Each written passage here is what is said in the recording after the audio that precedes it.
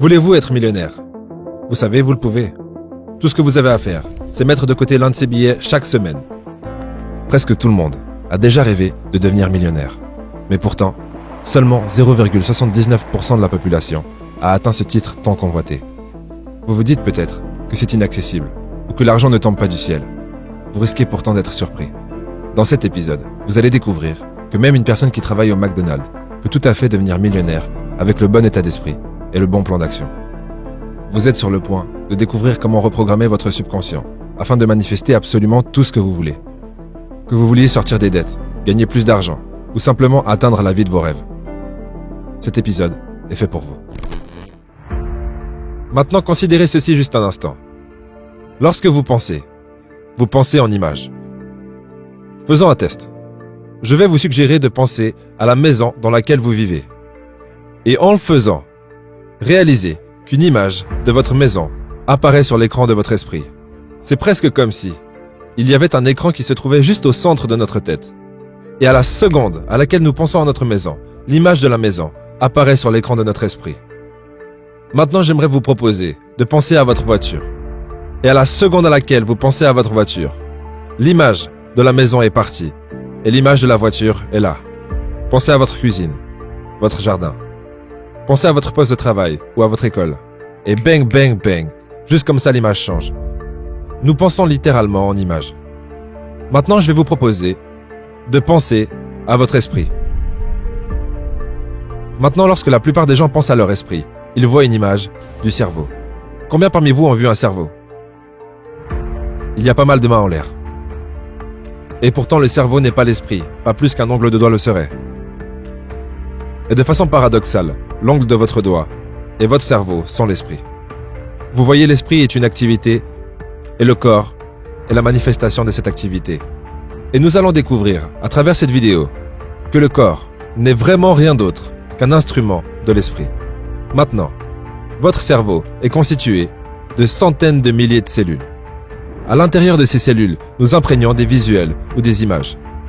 Et alors que nous pensons, nous activons ce groupe particulier de cellules cérébrales. Et l'image qui est à l'intérieur flash sur l'écran de notre esprit. Ce que nous allons faire, c'est vous dire une chose 10 000 fois et de 10 000 façons différentes. Et nous allons faire flasher des images sur l'écran de votre esprit jusqu'à ce que vous obteniez une image claire de la grandeur et de la prospérité qui est enfouie au fond de vous. Parce que c'est ce qu'il s'y trouve. Peu importe que vous le compreniez ou pas, à ce stade. Maintenant, nous vous suggérons que lorsque vous voyez de l'argent, peu importe lorsque vous pensez à l'argent, voyez cette chose en tant qu'un obéissant, diligent, serviteur. Vous êtes le maître, c'est le serviteur. Et n'inversez jamais cette équation, ou vous finirez par vous retrouver dans de très très gros problèmes. Pour ne plus être le serviteur de l'argent, il faut commencer par réaliser que vous avez une conscience de l'argent. Et cette conscience de l'argent se divise en deux parties. Il y a la conscience des dépenses et il y a la conscience des gains. La plupart des gens ont une conscience des dépenses surévoluée. Ce qui veut dire qu'ils savent exactement ce qu'ils veulent acheter avec chaque salaire qui arrive chaque mois. Par contre, la plupart des gens, au moment où ils trouvent un travail, ils arrêtent de développer leur conscience des gains. C'est un peu comme les gens qui sortent de l'école et qui se disent « Bah voilà, j'ai fini d'apprendre pour le reste de ma vie ». En réalité, trouver un travail, c'est juste la première étape dans le développement de votre conscience des gains. Parce que si vous ne développez pas votre conscience des gains, bah vous resterez à vie coincé dans ce que j'appellerais la pyramide de l'esclavage, qui est de travailler pour gagner un salaire, pour ensuite dépenser ce salaire, pour ensuite retourner travailler. Et l'idée, c'est que si vous allez travailler pour gagner un salaire, et qu'au lieu de dépenser ce salaire, ou la totalité de ce salaire, vous l'investissez, après un certain stade, vous allez pouvoir vivre sur les intérêts de vos investissements. Ce qui vous permettra de ne pas dépendre de l'État, par exemple, en espérant avoir une retraite. Mais surtout de vous offrir une retraite anticipée. Et donc d'arrêter de travailler quand vous le souhaiterez, par exemple. Et pour ceux qui se disent « mais je ne gagne pas assez pour épargner ». En gros, c'est faux. Tout le monde gagne assez pour épargner. Laissez-moi vous poser cette question, par exemple. Qui est le plus riche entre une personne qui gagne 100 000 par mois et une personne qui gagne 5 000 par mois? Si vous avez pensé 100 000 par mois, bah la réponse c'est pas forcément. Parce que si la personne qui gagne 100 000 par mois a des dépenses qui dépassent 100 000 par mois, et que la personne qui gagne 5 000 par mois à des charges qui ne s'élèvent pas en dessus de 4 000 par exemple, la personne qui gagne 5 000 par mois arrive à épargner environ 1 000 euros par mois. Ce qui veut dire qu'elle s'enrichit de 1 000 euros de plus que la personne qui gagne 100 000 par mois mais qui a 100 000 de dépenses par mois. Donc ce qui compte, c'est pas vos revenus, mais c'est vos revenus moins vos charges. Earl Nightingale a dit quelque chose que j'adore. Il a dit « La plupart des gens pensent qu'ils veulent plus d'argent que ce qu'ils veulent vraiment. Et ils se satisfont de beaucoup moins que ce qu'ils pourraient avoir. » J'imagine que, probablement, beaucoup d'entre vous sont nés avec la même croyance que moi, croyance transmise pendant notre éducation, que si vous voulez gagner de l'argent, vous allez devoir travailler très dur. Eh bien, laissez-moi revenir sur ce que Napoleon Hill a dit à ce sujet. Il a dit « Une idée est tout ce dont vous avez besoin pour atteindre le succès que vous recherchez. » Maintenant, il a dit que lorsque la richesse commence à arriver, elle arrivera tellement rapidement et avec une telle abondance que l'on se demandera où est-ce qu'elle a été cachée pendant toutes ces années. Maintenant, il a dit « Ceci est une remarque surprenante, d'autant plus lorsqu'on prend en considération la croyance populaire qui dit que la richesse ne vient qu'à ceux qui travaillent dur et longtemps. Lorsque vous commencez à réfléchir et devenir riche, vous allez observer que la richesse commence avec un état d'esprit, avec un objectif bien défini et avec peu ou pas de dur travail. Il dit « Vous et toute personne devrait s'intéresser à comment obtenir cet état d'esprit qui attirera la richesse. » Bob Proctor va tout de suite vous dessiner une image de l'esprit. Mais avant ça, arrêtons-nous sur l'idée de qu'est-ce que le dur travail. Parce que si le dur travail était de l'amusement, tout le monde pourrait atteindre ses objectifs beaucoup plus facilement. Quand on y pense, le dur travail, c'est simplement quelque chose qu'on n'a pas très envie de faire. Une tâche pour laquelle on a de la réticence. Parce que quand on y pense, certains jeux vidéo auxquels vous jouez peut-être demandent plus d'effort mental, plus de concentration que les activités que vous devriez faire pour atteindre vos objectifs. Alors que faire? Bob Proctor va vous expliquer qu'en réalité, vos comportements actuels ne sont que les effets d'une cause qui se trouve juste ici. Mais avant ça, rappelez-vous que la plupart des grands artistes, musiciens, peintres, etc., disent souvent après avoir achevé une œuvre qu'ils n'ont été que le canal qui a permis la création de cette œuvre. Autrement dit, ils disent que l'action s'est prise d'elle-même. Et c'est souvent ce genre d'actions qui paraissent spontanées, mais qui sont en fait, bien souvent, la cause d'idées subconscientes qui permettent d'atteindre les meilleurs résultats. Vu que personne n'a jamais vu l'esprit, je vais créer une image de l'esprit. Maintenant, laissons ceci représenter l'esprit. Ensuite, laissons ceci, cette chose à laquelle nous avons donné toute notre attention jusqu'à maintenant, le corps.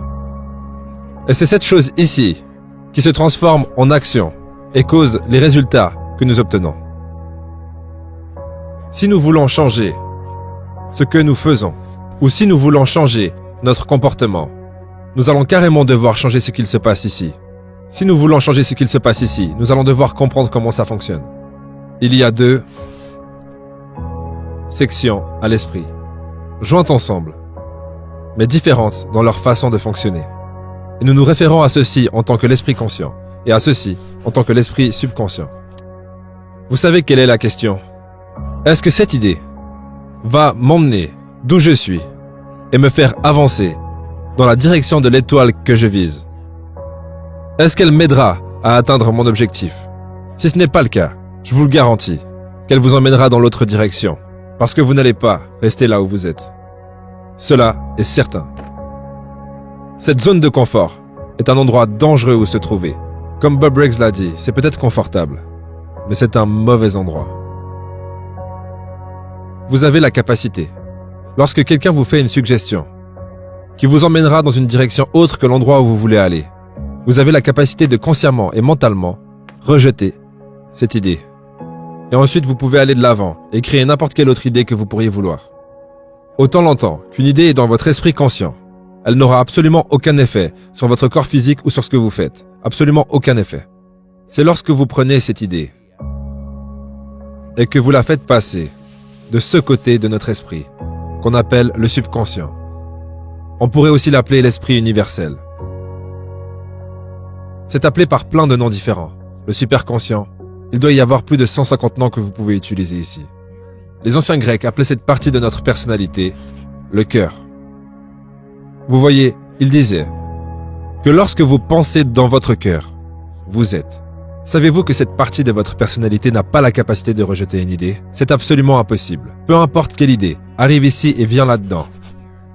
Instantanément, elle est manifestée dans votre corps physique. Maintenant, quand une idée vient de l'extérieur, on la laisse instantanément venir ici et on agit sur cette base. J'aimerais que vous preniez votre main et la teniez comme ça juste un instant. Prenez votre main et tenez-la comme ça. Et mettez-la sur votre menton. Est-ce que c'est OK? Où est votre menton?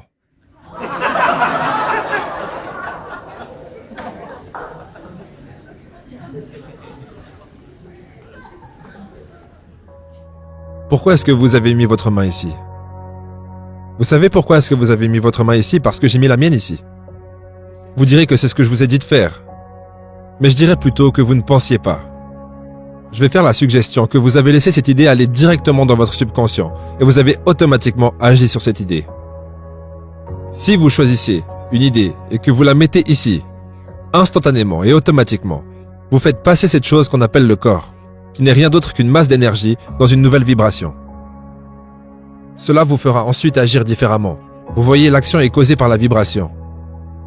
Si vous entretenez une idée négative, et ceci est l'esprit émotionnel entre parenthèses, et que vous vous laissez être émotionnellement impliqué dans cette idée négative, vous ferez instantanément passer votre corps dans une vibration négative. Il ne peut y avoir aucune action intelligente venant d'une vibration négative. Jamais. Comment améliorer vos vibrations pour manifester à vous tout ce que vous voulez? C'est très simple, mais en même temps, ce n'est pas facile. Parce que la plupart des gens font cette erreur. Ils pensent utiliser le pouvoir de la pensée alors qu'ils sont utilisés par le pouvoir de la pensée. Pour être précis, la plupart des gens utilisent la pensée pour commenter et donner leur avis sur des choses qu'ils détestent. Ils vont parler de tout ce qui ne va pas dans le monde en ne réalisant pas que le but de la pensée n'est pas de commenter. Le but premier, la fonction première de la pensée, c'est la création. Car la pensée est créatrice. Donc lorsque vous parlez ou vous pensez à des choses que vous ne voulez pas, vous créez plus de ces choses instantanément, en y pensant, dans votre vie. Et vous augmentez la conscience de ces choses dans votre esprit. Par exemple, si vous voulez devenir riche, mais que vous passez votre temps à parler de la misère dans le monde, vous allez augmenter votre conscience de la pauvreté, alors que la pauvreté n'est même pas une chose en soi. La pauvreté n'est que l'absence de la richesse, comme l'obscurité n'est que l'absence de la lumière. Mais en focalisant vos pensées sur une chose qui n'en est pas une, malgré tout, vous allez générer des actions automatiques qui mèneront à de mauvais résultats. Et ces résultats vous confirmeront vos idées préconçues sur l'idée que le monde est mal fait et que la plupart des gens sont destinés à rester dans la pauvreté. Ce qui n'est fondamentalement pas le cas. Un de mes auteurs préférés, Wallace D. Wattles, dit plus ou moins mot pour mot que si vous voulez devenir riche, tournez le dos à la pauvreté une fois pour toutes. Arrêtez de vous intéresser aux idées de manque et focalisez-vous pleinement sur la prospérité, l'abondance et la richesse. Devenez riche, aidez-vous vous-même, puis aidez vos proches, votre famille, ensuite votre communauté, et par la suite, vous pourrez même aider le monde. Ça sera beaucoup plus efficace que de pleurer les pauvres en tant que pauvres. Faisons en sorte de devenir conscients lorsque nous ne nous sentons pas bien. Quand nous ne faisons pas les choses qui nous donneraient les résultats que nous voulons, nous sommes émotionnellement impliqués avec les concepts destructifs que nous avons mis ici nous-mêmes. Faisons en sorte de consciemment et délibérément construire une idée positive, être impliqués émotionnellement avec cette idée positive, et simultanément, nous passerons dans une vibration positive. Et là, absolument tout changera. Les idées que vous projetez sur votre esprit subconscient, encore, et encore, et encore, et encore, et encore, ultimement finissent par être figées là-dedans. Vous voyez, ce que vous faites, quand vous construisez ces idées, dont nous discutons maintenant, ce que vous faites, c'est construire des cellules cérébrales. À chaque fois que vous pensez à cette idée, vous renforcez ces cellules cérébrales. Dans une période de temps relativement courte, le docteur Maxwell Maltz, l'incroyable auteur du merveilleux best-seller Psycho-Cybernétique, a mis en avant qu'en approximativement 21 jours, à faire ceci avec une idée, cette idée sera incrustée dans votre esprit. Ensuite, cela est plus communément appelé une habitude. Une habitude est une idée qui est figée dans notre esprit subconscient. Et cela nécessite plus aucune pensée consciente. Ça nous fait juste agir. Si vous deviez vous souvenir que d'une seule chose dans cette vidéo jusqu'à maintenant, parce qu'il y a encore de grandes idées qui arrivent, mais ce serait d'ajouter une étape à votre plan d'action. Au lieu de vous dire « il faut absolument que je fasse X ou Y », dites-vous plutôt « il faut absolument que je reprogramme mon subconscient pour que X ou Y se fasse de soi-même ». C'est pour cette raison qu'on a créé la formation Esprit Subconscient, 21 jours pour reprogrammer votre subconscient et transformer votre vie. Cette formation vous guidera jour après jour pendant 21 jours pour vous transmettre tout ce que vous avez à savoir sur la reprogrammation du subconscient. D'ailleurs, il y a déjà des centaines de personnes qui ont rejoint la formation, donc j'en profite pour vous dire merci de votre confiance. Ah oui, petite parenthèse, vous retrouvez dans les commentaires un lien, vous avez juste à mettre votre email et vous pourrez accéder à une vidéo totalement gratuite qui vous apprendra à transformer votre sens d'identité. Revenons en arrière et pensons à l'argent juste un instant. Lorsque vous pensez à l'argent, vous réalisez que l'argent n'est rien d'autre qu'une idée. Vous dites que ça c'est de l'argent, mais non. L'argent est une idée qui est manifestée sur du papier. Maintenant, le papier était du bois. Eh bien, vous altérez la vitesse vibratoire de l'énergie qui s'appelle le bois et très vite vous appellerez ça du papier. Et ensuite vous ajoutez de l'encre dessus et maintenant on appelle ça de l'argent. Mais pensons à cet argent pendant un instant. S'il ne peut ni être créé ni détruit, alors il doit déjà être ici. Si nous ne pouvons pas le détruire, si la chaleur fait passer l'énergie que nous appelons l'eau dans un état éthérique, j'imagine que la chaleur fera que l'argent passe dans un état éthérique. Et voilà. Maintenant, où est-il? Vous vous dites qu'il n'est plus là, ou peut-être qu'il est encore là. Vous voyez, vous ne le verrez jamais au niveau où il se trouve maintenant, avec votre facteur sensoriel physique, la vue. Mais si vous utilisez votre intellect et développez la compréhension, vous saurez qu'il est toujours là. Ce que nous voulons, c'est le faire apparaître sous une forme physique. Maintenant, c'est la chose la plus bizarre que vous entendrez. En tout cas pour certaines personnes. Mais je vais vous dire que c'est la chose la plus vraie que vous entendrez, si vous comprenez les lois naturelles.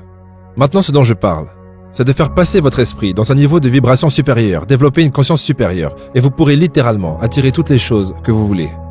Vous voyez, l'argent est littéralement attiré par nous. Ou il est repoussé.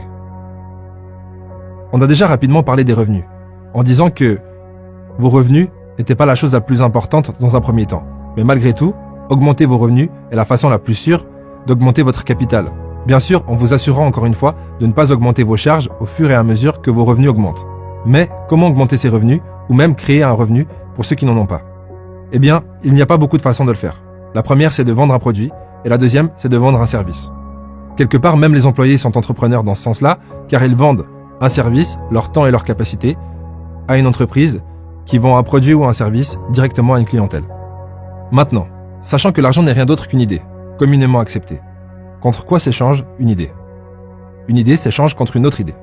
Mais cette idée, qu'elle soit un produit ou un service, doit avoir une valeur d'utilisation plus grande aux yeux de l'acheteur que la valeur monétaire. Parce que personne n'achète un produit en ayant l'impression de perdre de l'argent. Ce qui est intéressant, c'est que l'idée, le produit ou le service que vous allez créer, il peut absolument rien vous coûter. Malgré tout, sa valeur d'utilisation pourra être plus grande aux yeux de l'acheteur que la valeur monétaire. Et de cette façon, vous allez échanger votre idée contre cette fameuse idée qu'on appelle l'argent, et vous allez pouvoir créer des revenus, augmenter vos revenus, et vous enrichir. La quantité d'argent que vous et moi gagnons sera toujours en parfait ratio avec le besoin pour ce que vous faites, votre capacité à le faire, et la difficulté qu'il y aurait à vous remplacer. Maintenant, il y a très probablement un grand besoin pour ce que vous faites. Vous n'avez rien à faire avec cela, ce besoin était juste présent. Votre capacité à servir ce besoin, tout ce que vous avez à faire, tous les jours, c'est de mettre en place un effort pour faire quoi que vous fassiez un peu mieux. Et en faisant cela, vous allez découvrir que ça deviendra très difficile de vous remplacer. Il y a très peu de pros dans les parages. Beaucoup de gens sont occupés, mais ils ne sont pas très nombreux à faire les choses bien. Maintenant, nous disons que pour que vous puissiez atteindre ce concept de prospérité et vous lancer à fond, vous devez être spécifique. Si vous voulez de l'argent, vous devez être certain que vous savez exactement combien d'argent vous voulez. Vous voyez, la chose avec laquelle nous travaillons, c'est notre esprit subconscient. Maintenant, nous avons abordé cela déjà quelques fois, mais faisons-le encore une fois.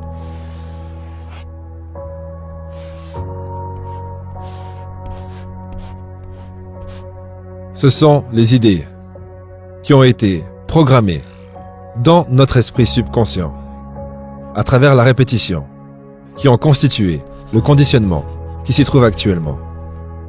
C'est ce conditionnement qui est à la cause de ce qui nous fait faire ce que nous faisons et obtenir les résultats que nous obtenons.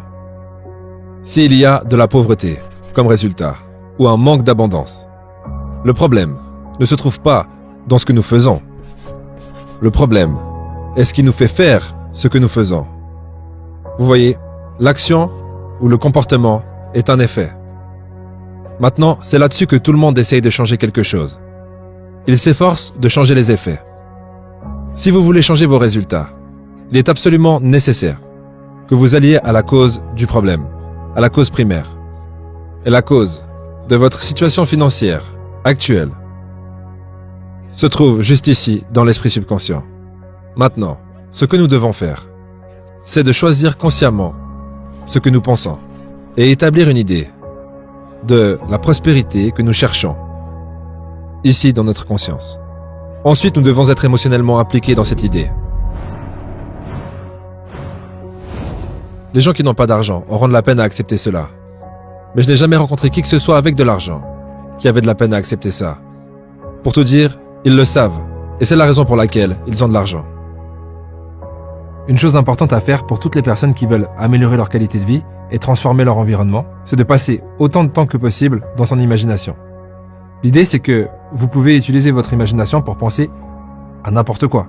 Votre voiture, votre maison, vous l'avez déjà fait. Mais ce que vous pouvez faire également, c'est créer des environnements de toutes pièces et vivre dans ces environnements. Par exemple, même si vous vivez dans une cave, vous pouvez fermer les yeux et vous imaginer dans la maison de vos rêves. Et l'idée, ça va être d'ignorer l'environnement qui vous déplaît actuellement et passer le plus de temps, quand vous avez des moments de libre, dans la sensation que vous êtes déjà dans l'environnement de vos rêves. Maintenant, pensons à ça. Y a-t-il quelqu'un ici qui a 20 ans? 21 ans? Laisse-moi te poser une question. Est-ce que tu voudrais te lever juste une minute? Andy, combien de façons? Laisse-moi d'abord te serrer la main.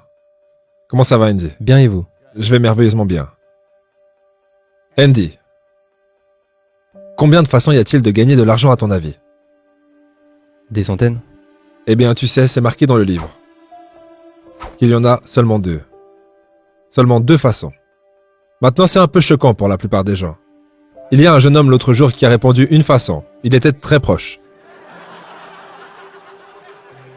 Il y a 2 façons. La première, c'est les gens qui travaillent. Et la deuxième, c'est l'argent qui travaille. Ce sont les 2 seules façons que vous avez pour gagner de l'argent.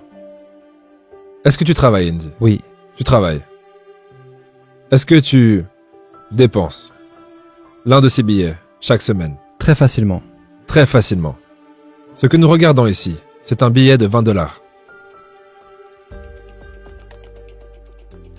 Andy, quand tu t'es réveillé ce matin, est-ce que tu t'es assis sur le côté de ton lit en pensant « Je me demande si je devrais m'habiller aujourd'hui ». Je me suis habillé. Tu t'es juste automatiquement habillé, n'est-ce Oui. pas? C'est une habitude. Ok. C'est quelque chose que nous faisons sans avoir à émettre la moindre pensée consciente. Andy, supposons que tu prennes l'un de ces billets de $20 et que tu le mets de côté chaque semaine. Tu le plies juste en 2 et tu le mets de côté. Et tu ferais ça pendant 50 semaines. Tu aurais 50 billets de $20. Combien d'argent ça ferait? $1000? $1000. Si tu faisais ça pendant 50 semaines, tu auras probablement créé l'habitude de le faire. Est-ce que tu es d'accord avec ça? Oui, c'est vrai. Les habitudes sont dures à détruire, n'est-ce pas? Oui, elle le sent. Andy, si tu continues à le faire tous les ans pendant 40 ans, combien est-ce que tu aurais? 40 000. $40 000. C'est exact. Ça, c'est seulement si tu les laissais sous ton matelas.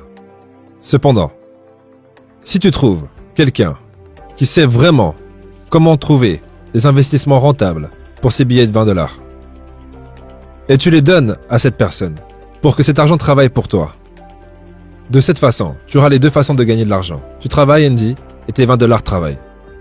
Tu sais qu'après 40 ans, tu n'aurais pas 40 000 $, Andy. Tu sais combien tu aurais d'argent? Non, je ne sais pas. Qu'est-ce que tu penses que tu aurais? Environ 200 000 $. 200 000 $? S'il te trouvait des investissements à 10%, tu aurais 510 000 $. Et tout ce que tu aurais fait, c'est de mettre de côté 20 $ par semaine. S'il te trouvait des investissements à 12% par année, tu n'aurais pas 500 000 $. Tu aurais 950 000 $. Et s'il te trouvait des investissements pour ce billet de 20 $ à 14%, et il y a beaucoup de gens qui peuvent vous aider à faire cela de nos jours, tu aurais 1 800 000 $. Et la seule chose que tu auras fait, c'est de mettre de côté 20 $ par semaine. Et tu aurais 1 780 000 $ qui travailleraient pour toi. Si vous voulez que cette vidéo change votre vie, vous n'allez pas pouvoir vous contenter de la regarder en mangeant du popcorn, mais il va également falloir prendre de nouvelles actions. Et une action simple que vous pouvez prendre dès maintenant, c'est commencer à épargner pour ceux qui ne le font pas. Et l'idée, ça va être de vous payer vous avant de payer quoi que ce soit d'autre. Et en plus, vous n'aurez même pas besoin de créer l'habitude de le faire, parce que vous pouvez très bien mettre en place un ordre de paiement automatique qui prendra un montant sur votre compte pour le transférer sur votre compte épargne par exemple. Idéalement, l'objectif devrait être, selon le livre L'homme le plus riche de Babylone, 10% que vous vous payez à vous-même tous les mois. Si 10% c'est trop pour l'instant, parce que vos charges sont trop élevées, c'est pas grave, commencez avec ce que vous pouvez. Mais ultimement, visez 10% de vos revenus que vous épargnez pour ensuite pouvoir les investir. Bien sûr, vous pouvez aller beaucoup plus haut. Le plus vous êtes capable de vous payer, le mieux c'est. Et en ce qui concerne les investissements, eh bien vous avez deux options. Soit vous apprenez à investir, soit vous trouvez quelqu'un à qui vous pouvez faire confiance, qu'il fera pour vous. Personnellement, je préfère la première option. Vous savez, même si Andy travaillait au McDonald's sans jamais avoir la moindre promotion, il pourrait devenir millionnaire. Donc vous voyez, l'erreur classique que les gens font, c'est de penser que si vous voulez devenir millionnaire, vous devez gagner beaucoup d'argent. Et bien sûr, ce n'est pas vrai. Si vous voulez devenir millionnaire, vous devez avoir un plan pour devenir millionnaire. Et c'est tout ce dont vous avez besoin. Vous avez juste à décider que vous allez devenir. Combien de personnes parmi vous voudraient devenir millionnaire? Soyez honnête et levez la main. La main de tout le monde est en l'air. Et vous, voulez-vous être millionnaire? Vous savez, vous le pouvez. Tout ce que vous avez à faire, c'est mettre de côté l'un de ces billets chaque semaine. Donnez-le à quelqu'un qui comprend comment fonctionne l'argent. Maintenant, je ne serai pas la bonne personne à qui le donner. Si vous avez des doutes à ce sujet, vous n'avez qu'à demander à ma femme. Voyez, mon ami m'a dit une fois que son but était de gagner plus d'argent que sa femme serait capable de dépenser. Je me suis fixé ce but il y a déjà bien longtemps, et ma femme m'avait dit qu'elle acceptait ce défi.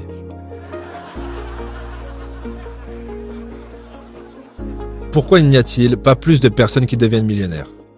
Vous pensez que c'est peut-être parce qu'ils n'ont pas développé l'habitude de mettre l'un de ces billets de côté? Qu'avons-nous dit au sujet des habitudes? Nous avons dit qu'une habitude était une idée qui était figée ici, dans notre esprit subconscient, en ce qui concerne l'argent.